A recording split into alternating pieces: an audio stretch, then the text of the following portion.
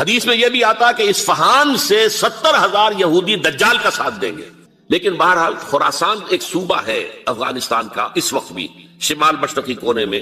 مجھے امید ہے وہاں سے خیر کی، کیونکہ خراسان کا لفظ وہاں پہ شامل ہے. اور حضور کی حدیث میں بعد میں آپ کو سناؤں گا کہ خراسان سے فوجیں چلیں گی جو یروشلم کو دوبارہ حاصل کریں گی، فتح کریں گی. جیسے پہلے یروشلم کھویا عربوں نے تھا، دوبارہ حاصل کیا تھا کرد نے، کرد خون صلاح الدین ایوبی رحمت اللہ علیہ، ایسے اب پھر عربوں نے کھویا ہے. لیکن لینے والے خراسان سے لشکر آئیں گے. یخرج من خراسان رایات سود لا یردها شیء حتی تنصب بإیلیا. خراسان کے علاقے سے کالے علم لے کر لشکر چلیں گے جن کے رخ کو کوئی موڑ نہیں سکے گا جب تک کہ وہ جا کر یروشلم میں نصب نہ ہو جائے. اس کے بعد نام آتا ہے پاکستان کا. یہ ہے میری اور آپ کی داستان، اور یہ ہے سبب جس کی وجہ سے کہ میں آپ سے یہ گفتگو کر رہا ہوں. اصل میں تو کس لیے؟ محض ایک علمی استفادہ، محض اپنی بات آراء کو ظاہر کرنے کا شوق نہیں، بلکہ یہ کہ اپنی ذمہ داری ہم پہچانے کہ ہم کس مقام پر کھڑے ہیں. دیکھیے اس پاکستان کے بارے میں یا ہندوستان کے بارے میں علامہ اقبال نے کہا تھا اپنے ترانہ ملی میں، میرے عرب کو آئی ٹھنڈی ہوا جہاں سے، میرا وطن وہی ہے، میرا وطن وہی ہے. اور مجھے بتایا گیا کہ سنن ابی داؤد میں یہ روایت موجود ہے کہ حضور نے فرمایا کہ ہندوستان کی طرف سے مجھے ٹھنڈی ہوا آتی، اگرچہ مجھے وہ حدیث ابھی نہیں ملی ہے، لیکن حزب التحریر کا ایک کارڈ مجھے ملا تھا، تو اس میں اس حدیث کا اور اس میں ابو داؤد کا روایت کا حوالہ موجود تھا. لیکن میں جو چیز آپ کو بتا چکا ہوں وہ یہ کہ الف ثانی کا پورا تجدیدی کارنامہ اس ہندوستان کی سرزمین میں ہوا. مجدد الف ثانی شیخ احمد سرندی، شاہ ولی اللہ دہلوی، سید احمد بریلوی، وہ تو ہمارے پاکستان میں آ کر جو ہے ان کا خون جذب ہوا ارض پاکستان میں. پھر شیخ الہند مولانا محمود حسن. تحریک خلافت چلی تو صرف ہندوستان میں چلی اور کہیں نہیں چلی. آزادی کی تحریک چلی پوری دنیا میں، وہ نیشنلزم کی بنیاد پر چلی، ملے نیشنلزم، عرب نیشنلزم، ترک نیشنلزم. ہمارے ہاں چلی تو اسلام کے نام پر پاکستان کا مطلب کیا؟ لا الہ الا اللہ. پھر پاکستان قائم ہوا معجزے کے طور پر، بلکہ نازل ہوا ہے ليلۃ القدر میں، انا انزلناه فی ليلۃ القدر. جیسے قرآن نازل ہوا ليلۃ القدر میں، یہ پاکستان بھی نازل ہوا ليلۃ القدر میں. اس کا برقرار رہنا ابھی تک معجزہ ہے. ہندو یہ سمجھتا تھا، کانگریس سمجھتی تھی کہ جھٹپٹ ختم ہو جائے گا. پھر یہ کہ اس کا قرارداد مقاصد کا پاس ہو جانا، مزید بھی اور اضافی دفعات دستور میں آ جانا، اب کمرشل انٹرسٹ کو ربا قرار دے کر حرام قرار دینا، یہ سارے لینڈ مارکس ہیں کہ جو اشارہ کر رہے ہیں کسی چیز کی طرف، معاملہ کدھر جا رہا ہے.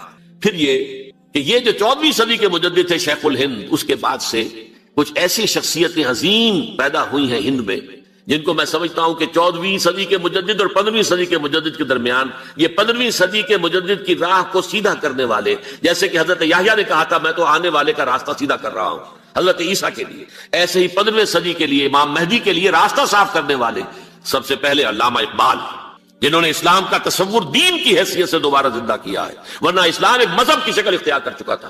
پھر مولانا مودودی، مولانا ابوالکلام آزاد حکومت الہیہ کے نعرے کے ساتھ میدان میں آئے. یہ اقبال نے جو تصور پیش کیا تھا اس پر عملی جد و جہد کے لیے حزب اللہ قائم ہوئی.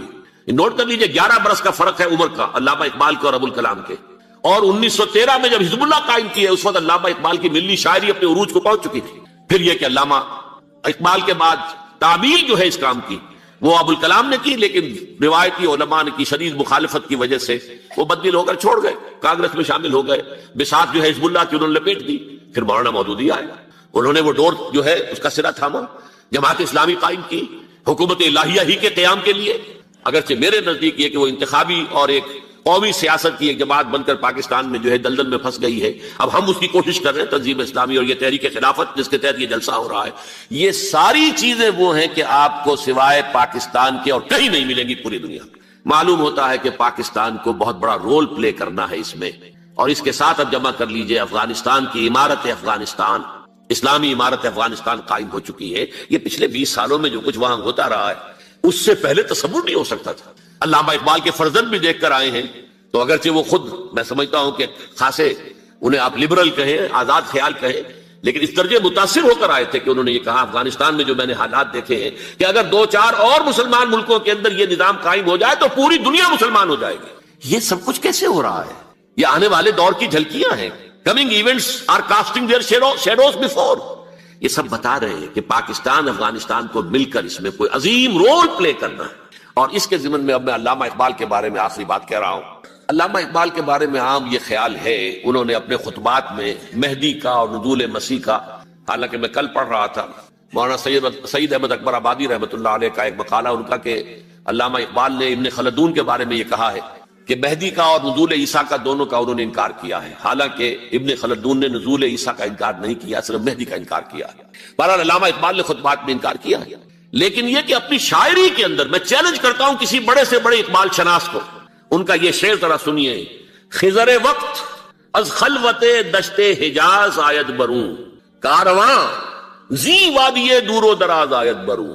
خضر وقت، امام وقت، رہنمائے وقت، قائد وقت، خلوت دشت حجاز، حجاز کی صحرا کی کسی خلوت گزینی سے نکل کر باہر آئیں گے۔ میں حیران ہوتا ہوں علامہ کے اس فکر پر اور اس مصرے پر۔ یہاں انہوں نے شیعہ اور سنی دونوں کے کانسیپٹ جمع کر دیے۔ شیعہ کا کانسیپٹ یہ چھپے ہوئے کسی غار میں وہاں سے برآمد ہوں گے، اور ہمارا کانسیپٹ میں ام سلمہ رضی اللہ تعالیٰ عنہ کی حدیث سنا چکا، چھپے ہوئے ہوں گے وہ وہاں پر، مدینے سے نکل کر آ کر مکے میں چھپ جائیں گے۔ اس خانہ جنگی کی حالت میں لوگ ان کی طرف دیکھ رہے ہوں گے، سوچتے ہوں گے انہیں میدان میں آنا چاہیے، کوئی پارٹ پلے کرنا چاہیے، امت کی رہنمائی کرنی چاہیے، لیکن وہ چھپیں گے، وہ کارے ہوں گے، وہ اس ذمہ داری کو قبول نہیں کرنا چاہیں گے، جا کے چھپ جائیں گے مکے میں، وہاں سے مکے والے انہیں نکالیں گے، اور وہ کارے ہوں گے، انہیں بالکل نہیں رہے تھے۔ یہ سورہ حشر میں ان کا نقشہ کھینچا گیا ہے، کھلے میدان میں مقابلے کی اس کے اندر صلاحیت ہی نہیں ہے۔